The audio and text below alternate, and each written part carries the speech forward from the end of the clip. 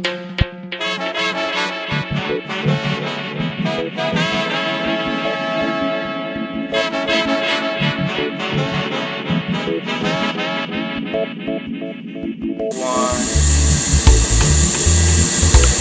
hello there. Gerard Ryan here from Ottawa Valley Eco Services. We have a spray foam insulation business here in the valley that we've operated for the last 10 years. And we have the isonine spray foam that we use. And Dugan has asked me out here today to not only foam this new house for him, but to have a little chat about why he's choosing to foam his houses over putting bad insulation or traditional insulation in. Well, basically what you can see here is the foamed walls that we've done yesterday. When we spray the foam on, I believe there's some footage of that you can have a look at that Jose has taken earlier. Okay, we basically manufacture the foam to fit that cavity. Okay, so it gives it an air seal, and as importantly, it stops any convection heat loss because there's no air movement in this foam at all. So as the warmth from the room warms up the air in there, it doesn't rise like normally it would if it could. So if you had a fibrous material in there, the warmth hits that air in the fibrous material from the room. Well, it rises, and it goes up and hits the top plate, and some escapes. And if it escapes, it's got to come in at the bottom or someplace. And then most of it hits the cold side of that. If it's a fiberglass wall, hits the outside, and as soon as it gets cold, that warm air drops, and you get this convection heat loss cycle. Okay? So the spray foam's ability to stop that is a big factor in the energy savings versus using traditional insulation. Money borrowed to pay for that will be more than paid for by the increased savings of energy in the house, to the point where it'll pay that difference in what it would cost traditionally and the spray foam, and you'll have money in your pocket, so you can maybe pay for that quartz countertop as well. So it's one of them win-win situations where the homeowner wins because they're money ahead right from the get-go, and we can show that now. And the builder wins because he's got an Interstar qualified home if he wants to go that route. He knows he's not going to have issues with his building envelope. And of course we win because we have some work to do.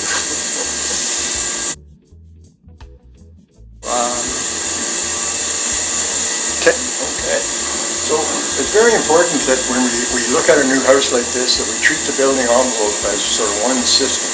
Okay, and everything has to sort of tie into itself. So you try to focus on the building mantra now is to build it as tight as possible and then ventilate it right with fresh air from a HRV. Okay, so the spray foam does an excellent job of getting the air changes per hour down to a level where your Interstar qualified house, if you go the performance route, okay, with the building code issues.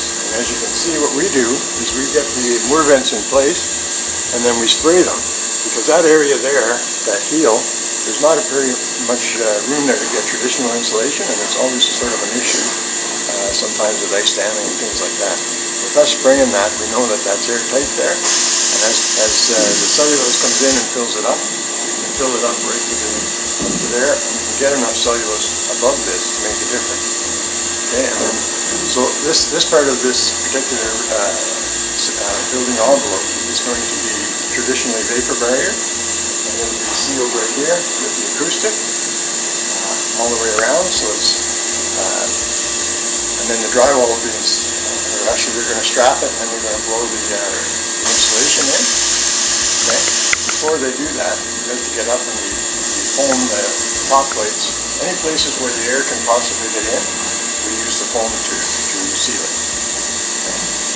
The other area down the basement that's critical is the header area in between the floor joists, and that's the foam just does an amazing job on that.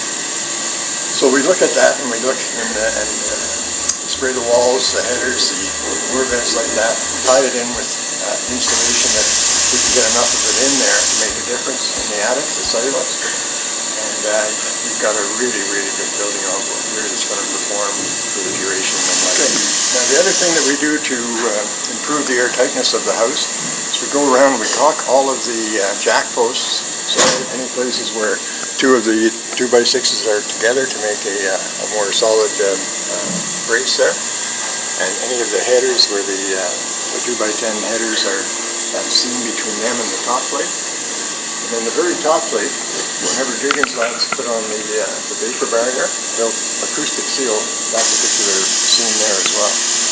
So what we're doing is we're trying to eliminate again all of them particular penetrations that add to air leakage in the house, which increases the air changes per hour, which increases the amount of energy it takes to heat and cool them air changes per hour. So if you have 3 air changes per hour in a house, it means you have to heat and cool that air 3 times an hour.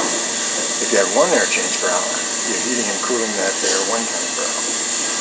So that's the message I think that homeowners are starting to get, and they're realizing that they're going to have a better performing house, they're going to have the extra